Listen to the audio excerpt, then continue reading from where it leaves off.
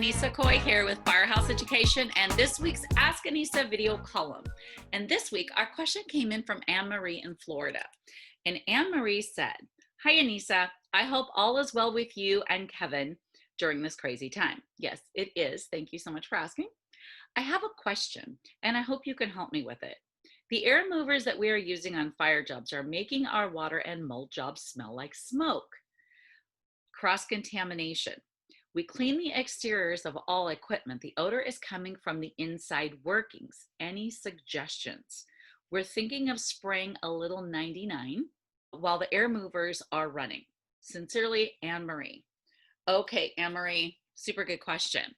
So first off, I don't know what kind of air movers that you're using, but I'm going to let you know what I would do with my air movers to clean them. And always, always, all equipment that comes off of a fire job is decontaminated before it goes to any other job, okay?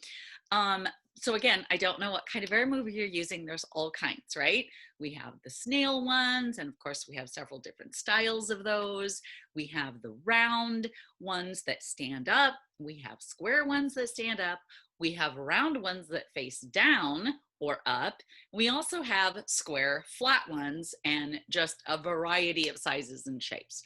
So I'm not sure what kind of air mover you have, but here's what I feel would work with just about any air mover. So the inside does need to be decontaminated as well as the outside. And in a perfect world, the best thing to do is to be able to open up the air mover. I know that the snails that we often use come from dries. And we use them with our hydroxyl machines. So, and of course on every fire job. So you can actually take the screens off the sides of those and get into the inner workings and actually pull out the drum and everything. It's a fairly quick process, and we wipe it all down with a cleaning solution and Microban. And that's what we do to decontaminate. Now, I don't worry about odor because I'm always using my Odorox hydroxyl machines with them. So obviously that's amazing odor removal right there. So I never have any smoke odor, but I definitely want to decontaminate. Look, I don't care what kind of job you're on. All of your equipment should be decontaminated between jobs, okay? When it comes off of one job, before it goes to another. And by the way, you also should be charging for that on your invoices, okay? So the different types of air movers that you have, they're gonna come apart differently. Your manufacturer should be able to tell you how to take them apart. Lots of them come apart very easily. Some are limited, but a lot come apart very easily so that you can maintain them. And part of that maintenance is cleaning. Okay.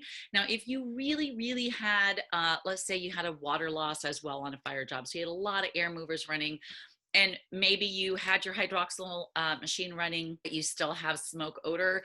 Absolutely, using 99 in your cleaning solution would be a great thing that I would do to decontaminate, Anne-Marie, and remove odor, as well as maybe running your air movers while your hydroxyl machine is running at your warehouse or in your shop so that it circulates through it, okay?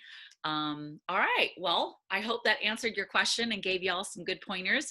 If you guys have any ways that you decontaminate your equipment and to get rid of smoke odor in your air movers, please be sure and share your comments below and let us know your tips and tricks. All right, on that note, please be sure and send me your questions, Anissa@firehouseeducation.com, and I just might feature you on next week's Ask Anissa video column.